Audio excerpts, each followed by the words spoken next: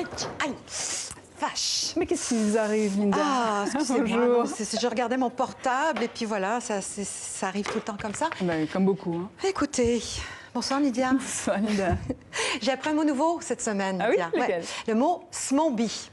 Alors, au début, je pensais qu'on parlait du smoothie. Vous savez, ces boissons qu'on prépare à partir de fruits, légumes mixés, genre fraises, bananes, carottes, curcuma, mais pas du tout.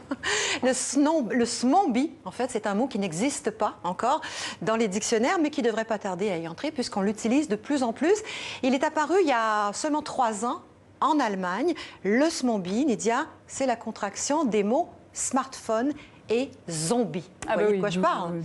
Voilà, c'était un peu le smoothie que je faisais là à l'instant. Alors on en connaît tous, hein, des smoothies. C'est l'énergumène, là, tellement scotché à son portable, qu'il oublie qu'il y a du monde autour de lui. Il y a les piétons, les cyclistes, les trottinettes, les monoroues, les automobilistes, qui sont souvent eux-mêmes en train de répondre à leurs messages. Il y a les poteaux, il y a les trous, il y a les fleurs. Hey, regarde où tu vas!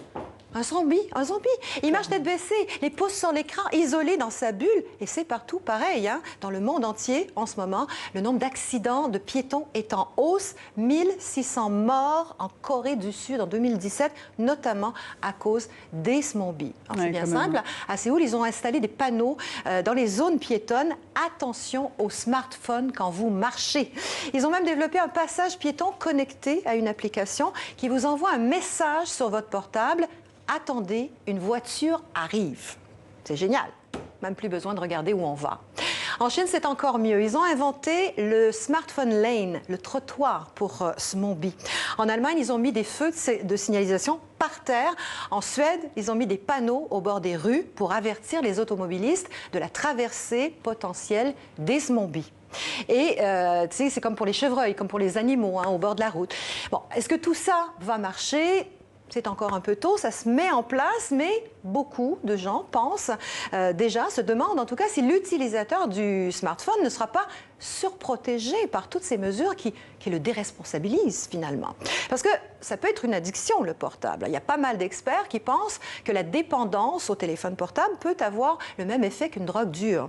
Il y a même une étude de l'Université du Maryland aux États-Unis qui a démontré qu'un étudiant sur 3 préférerait renoncer au sexe plutôt qu'à son portable. Moi, je ne comprends pas les Américains. En tout cas, pour les experts en addictologie, il y a une solution, la détox pure et dure.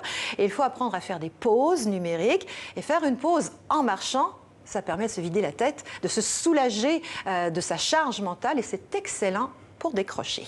C'était l'humeur de Linda Giguère. Merci beaucoup.